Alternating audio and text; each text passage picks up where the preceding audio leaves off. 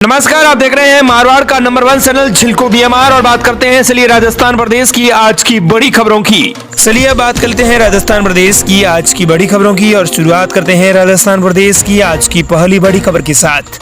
बड़ी खबर, राजस्थान में अघोषित सूखा, वहां एक्शन कैंप करेंगे। राजस्थान के 70 गाँवों में पीने की पानी की समस्या का करेंगे समाधान। दरअसल पाली जिले से 30 किलोमीटर दूर रोहट तहसील के मुकुंदपुरा, जैतपुर और खुंटानी जैसे करीब 70 ऐसे गांव हैं जहां लोग बूंद बूंद के लिए गड्ढा खोद रहे हैं। सरकारी सप्लाई है वो पर्याप्त नहीं है, टैंकर से पानी मंगवाना पड़ रहा है जो पानी पहुंचाने का पैसा किलोमीटर के हिसाब से वसूलते हैं। पानी की कीमत 3000 रुपए से ज्यादा चुकानी पड़ रही है। इधर पाली के कलेक्टर बोले, समस्या समाधान के लिए एक्शन लगा दिया गया है। कलेक्टर एल मंत्री ने कहा कि रोड क्षेत्र का मामला उनके ध्यान में है, जल्दी ग्रामीणों की समस्या का समाधान किया जाएगा। मामला ध्यान में है, पहले भी संबंध ज्ञापन आ चुके हैं। संबंधित विभाग के अधिकारियों को निर्देश दिए गए हैं ताकि रोहट क्षेत्र में पानी की व्यवस्था माकूल हो सके। दरअसल ग्रामीणों को नहीं मिल रहा है पानी। कलेक्ट्रेट पहुंची रोहट प्रधान सुनीता राजपुरोहित ने बताया कि जोय बांध में पर्याप्त पेयजल होने के बाद भी रोहट क्षेत्र के ग्रामीणों को पानी नहीं मिल पा रहा है।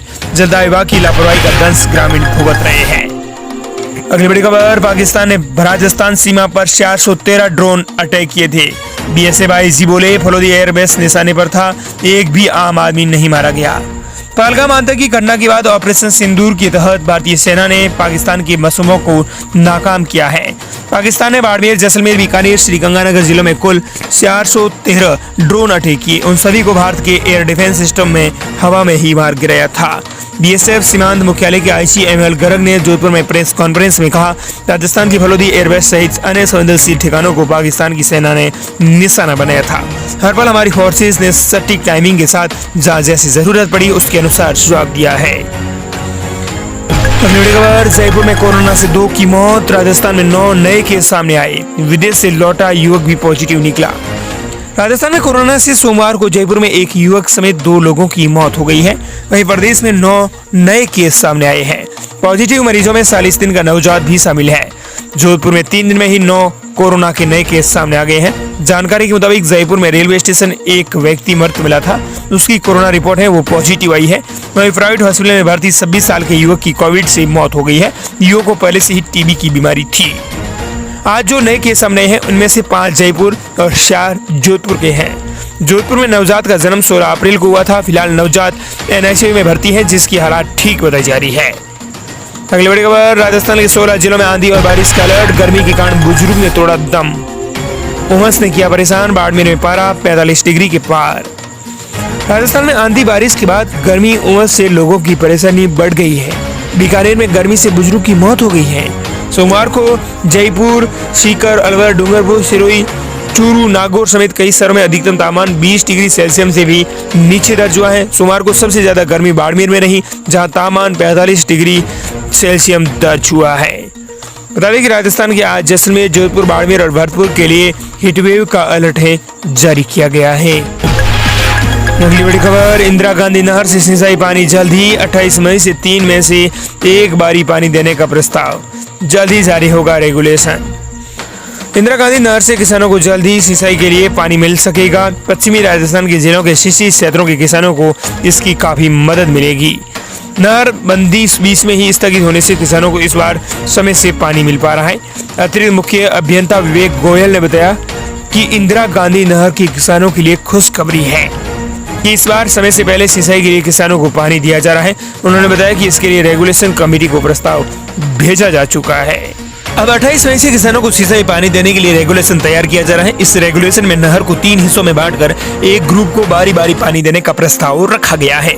ऐसे में किसानों को समुचित पानी मिल जाएगा। खेत में खड़ी फसल को इस पानी से जीवन दान मिलने वाला है। अगली बड़ी खबर, कांग्रेस की जय हिंद रैली पर मदन राठौर बोले, बड़ी देर कर दी। हनुमान बेनीवाल को लेकर भी बोले। कांग्रेस की जय हिंद रैली पर पलटवार करते हुए बीजेपी प्रदेश अध्यक्ष मदन राठौर ने कहा कि हमने तो बहुत पहले से ही तिरंगा यात्रा निकाल दी। हमने बिना राजनीति की तिरंगा यात्रा निकाली। इसमें न तो बीजेपी का झंडा था और न ही बीजेपी का बैनर। हमने विपक्ष से कहा था कि हम सब मिलकर राष्ट्रभक्ति का जज्बा पैदा करें, लेकिन वो उसमें जुड़े ही नहीं। ये लोग राष्ट्रभक्ति में ही नहीं अपने आप को अलग साबित करना चाहते हैं। खैर कोई बात नहीं, ये हमसे सद्बुद्धि ले रहे हैं, जय हिंद रैली निकाल रहे हैं, मैं इनका स्वागत करता हूँ। बेनीवाल बेरोजगारों की भावनाओं से खेल रहे हैं। वहीं सांसद हनुमान बेनीवाल पर पलटवार करते हुए मदन राठौड़ ने कहा कि हनुमान बेनीवाल के पास कोई काम नहीं है, ये केवल अपनी सवई को निखारने के लिए बेरोजगारों की भावनाओं से खेल रहे हैं।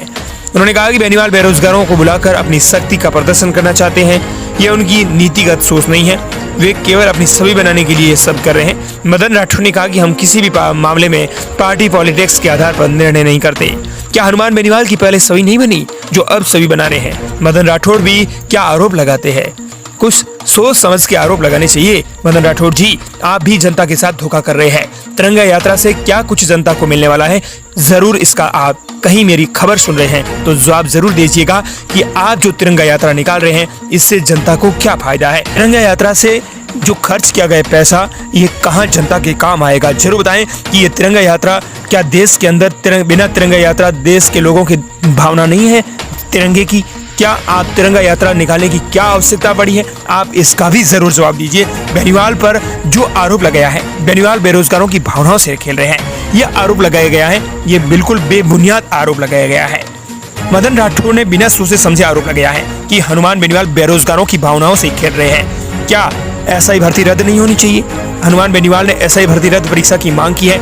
एक ईमानदार 100 के बराबर, लेकिन एक भ्रष्टाचार 1000 के बराबर है। तो ऐसे में 200 अभ्यर्थी आपको बता दें कि एसआई भर्ती परीक्षा के अंदर भ्रष्टाचार से लगे हुए मिले हैं। ऐसे में वो आने वाले समय में भ्रष्टाचार करेंगे। तो ऐसे में एक भ्रष्टाचारी व्यक्ति 1000 व्यक्तियों के बराबर होता है। तो ऐसे में 200 भ्रष्टाचारी, 200 पेपर लीक लगे हुए अभ्यर्थी कितने भ्रष्टाचारियों के बराबर होगा? मदन राठौड़ को भी ये आरोप सोच समझ के लगाने चाहिए, क्योंकि हनुमान बेनीवाल की रैली में लाखों की भीड़ थी। वो लाखों की भीड़ ये कहना चाहती थी कि एसआई भर्ती परीक्षा रद्द करें। अगली बड़ी खबर, राजस्थान के राज्यपाल बोले न्यूटन से पहले हमने दी थी गुरुत्वाकर्षण की थ्योरी। 325 साल पूर्व भास्कराचार्य ने बताया कि सूर्य, पृथ्वी और चंद्रमा एक दूसरे को खींच कर रखते हैं। राजस्थान के राज्यपाल हरिभाऊ कृष्णराव वागड़े ने कहा कि आप और हम सब ने यही पढ़ा है कि गुरुत्वाकर्षण की थ्योरी न्यूटन ने दी थी। 1530 में ही न्यूटन ने शोध किया था। 1150 में भास्कराचार्य ने लीलावती ग्रंथ में गुरुत्वाकर्षण के बारे में लिख दिया था।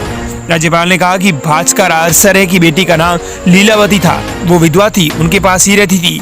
लीलावती ने भास्कराचार्य से पूछा था कि बाबा आप बोलते हैं सूर्य इस तरह है, पृथ्वी उसके चारों तरफ घूमती है, चंद्रमा उसके चारों ओर घूमते हैं, ये गिरते क्यों नहीं है? तब भास्कराचार्य ने बताया था कि ये एक दूसरे को आकर्षित करके खींच कर रखते हैं, इसीलिए गिरते नहीं है। एक दूसरे को आकर्षित करना और गुरुत्वाकर्षण दोनों एक ही है। अगली बड़ी खबर, राजस्थान में एसआई भर्ती परीक्षा मामले में सरकार ने नहीं लिया अंतिम फैसला। हाईकोर्ट से कहा सीएम व्यस्त थे और समय चाहिए, ऐसे में अब 1 महीने के लिए टली सुनवाई। राजस्थान में एसआई भर्ती परीक्षा 2021 के मामले में सरकार अभी तक अंतिम फैसला नहीं ले पा रही है। सरकार की ओर से एडिशनल एडवोकेट जनरल विज्ञान शाह ने हाईकोर्ट में प्रार्थना पत्र पेश किया है और कोर्ट से अंतिम फैसले के लिए और समय मांगा है। कोर्ट ने सरकार को अंतिम फैसले के लिए 1 जुलाई तक का समय दिया है। प्रार्थना पत्र में सरकार की ओर से कहा गया था कि कोर्ट के निर्देश पर 20 मई को कैबिनेट सब कमेटी की बैठक हो चुकी है, लेकिन उसके बाद 24 और 25 मई को दिल्ली में नीति आयोग की बैठक थी। इसमें मुख्यमंत्री को भी मौजूद रहना था। ऐसे में मुख्यमंत्री स्तर पर विचार विमर्श नहीं हो सका है और अंतिम फैसला नहीं हो सका। अगली बड़ी खबर, राजस्थान में किसानों के लिए बड़ी खुशखबरी। अब इन किसानों के बैंक खातों में आएंगे हर साल 30,000 डालेगी सरकार। सरकार की एक घोषणा से खेती के पुराने युग की वापसी तो होगी ही, साथ ही इसमें गोपालन को बढ़ावा मिलने का गोवंश के लिए दिन भी बदल जाएंगे। सारे के कारण बोझ समझकर निरा आश्रय छोड़ दिए जाने वाले बछड़े बैल बनकर खेती में सहयोगी बनेंगे। राशि भले ही छोटी है, लेकिन प्रधानमंत्री किसान सम्मान निधि की तरह ही छोटी जो जीत वाले किसानों के लिए बड़ा सहारा बनेगी। दरअसल आपको बता दें कि आजकल खेती का पूरा काम ट्रैक्टर और अन्य आधुनिक यंत्र करते हैं, लेकिन राजस्थान में बदलाव सरकार ने प्रदेश के लघु और सीमांत कृषकों को बैलों से खेती करने पर प्रोत्साहन के लिए 30,000 रुपए प्रति वर्ष राशि देने की घोषणा की है। ऐसे में किसान फिर से खेतों में बैलों से भूमि की जुताई करते हुए अब नजर आ सकते हैं। अगली बड़ी खबर, राजस्थान में बड़ा बदलाव, इस समुदाय के घर का सपना होगा पूरा। बजला सरकार ने दी योजना को मंजूरी। राजस्थान सरकार ने मुख्यमंत्री घुमंतु आवास योजना 2024 शुरू की है, जिसके तहत विमुक्त घुमंतु और अर्ध घुमंतु समुदायों को पक्के मकान बनाने के लिए 1.20 लाख रुपए की वित्तीय सहायता मिलेगी। इस योजना का उद्देश्य इन समुदायों की बुनियादी सुविधाएं प्रदान कर समाज की मुख्य धारा से जोड़ना है। पात्र लाभार्थी आवेदन कर सकते हैं। बता दें कि राजस्थान की धरती पर अब हर परिवार की अपनी छत होगी। बजला सरकार ने विमुक्त घुमंतु और अर्ध घुमंतु समुदायों के लिए एक क्रांतिकारी कदम उठाया है। अगली बड़ी खबर, राजस्थान में विधवा महिलाओं के लिए गुड न्यूज। फजीला सरकार ने हर महीने मिलने वाली पेंशन में की बढ़ोतरी। बजलाल सरकार ने राजस्थान द्वारा चलाई जा रही सामाजिक सुरक्षा पेंशन योजना विधवा महिलाओं और किसानों के लिए वरदान साबित हो रही है। सरकार ने इन योजनाओं के माध्यम से प्रदेश में सभी जरूरतमंद लोगों को समान अधिकार देने का टारगेट रखा है। अगली बड़ी खबर, राजस्थान में विधवा महिलाओं के लिए गुड न्यूज। फजीला सरकार ने हर महीने मिलने वाली पेंशन में की बढ़ोतरी। राजस्थान प्रदेश में बजलाल सरकार ने किसानों और विधवा महिलाओं को मिलने वाली पेंशन को लेकर बड़ा फैसला कर दिया है। बता दें कि प्रदेश सरकार ने राज्य में विधवा महिलाओं और किसानों को सामाजिक सुरक्षा योजना के तहत मिलने वाली पेंशन में बढ़ोतरी करने का फैसला किया है। राजस्थान सरकार ने प्रदेश में सामाजिक सुरक्षा योजना के तहत मिलने वाली 1150 रुपए पेंशन में 100 रुपए की बढ़ोतरी करने का फैसला लिया है। ऐसे में अब आपको बता दें कि 1250 रुपए पेंशन मिलेगी। अगली बड़ी खबर, राजस्थान में अब सक्रिय होगी पूर्वी हवा। 31 मई तक बारिश का नया अलर्ट जारी। मौसम विभाग के मुताबिक 26 मई को भरतपुर और बीकानेर संभाग और 27 मई को भरतपुर, कोटा, बीकानेर और 28 मई को कोटा, उदयपुर, बीकानेर, 29 मई को भरतपुर, कोटा, उदयपुर, जयपुर, अजमेर और बीकानेर संभाग में कहीं कहीं बारिश होने की संभावना है।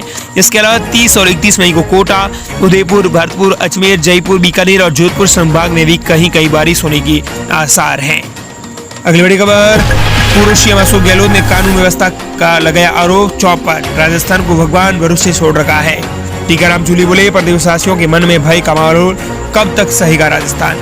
पूर्व सीएम अशोक गहलोत और नेता प्रतिपक्ष टीकाराम जूली ने हाल ही की कुछ घटनाओं को लेकर प्रदेश की कानून व्यवस्था पर सवाल खड़े कर दिए हैं। गहलोत ने कहा कि कानून व्यवस्था चौपट हो चुकी है, राजस्थान को भगवान भरोसे छोड़ रखा है। अगली बड़ी खबर, बिना ग्रेजुएशन किए 21 अभ्यर्थी पीटीआई बने। एसओजी ने दर्ज की एफआईआर। बीपीएड की डिग्री भी फर्जी निकली। पेपर लीक की हो रही है जांच। राजस्थान में हुई पीटीआई भर्ती परीक्षा 2022 में चयनित हुए अभ्यर्थियों के दस्तावेजों की जांच में बड़ा खुलासा हुआ है।